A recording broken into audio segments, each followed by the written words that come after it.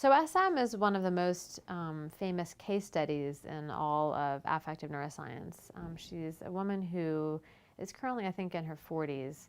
And as far as we can tell, the destruction of her amygdala has left her essentially fearless to at least external stimuli. And to test whether SM is in fact fearless, the researchers who worked with her took her to a couple of the most frightening places that they could think of in the local area. So one was an exotic pet store, and they offered her exotic snakes to hold in the store, even though she says she's afraid of snakes. Many people would hesitate to hold a snake right up to their face and touch its tongue and inspect its face really closely, but SM had no problem doing that. They also took her to a place that's, it is at least called the most haunted house in the United States. And they decorate it up for Halloween, and they have people, the staff, dressing up as monsters and things to try to scare people.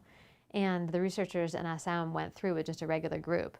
And all the other people who were in the group, as soon as they were in this haunted house, that is apparently very spooky, were, huddling together, and they were really slow to go around corners. And SM was taking the lead and saying, "Come on, guys, follow me." And she would be the first around the corners. And when the monsters jumped out and tried to scare her, apparently she would scare them sometimes because she had no fear response to them, which they were not expecting.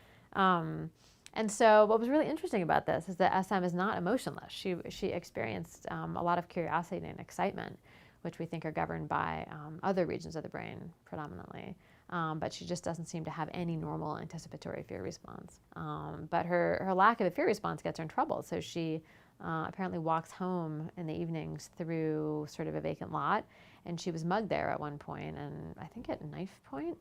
And most people, when something scary like that happens to you and you are at risk of getting hurt, you have a normal fear response when you're approaching that same place that would send you avoiding it. I mean, that's what the fear response is all about, avoid things that might hurt you. And she doesn't have that response, so she continues to take that same route home every night by herself.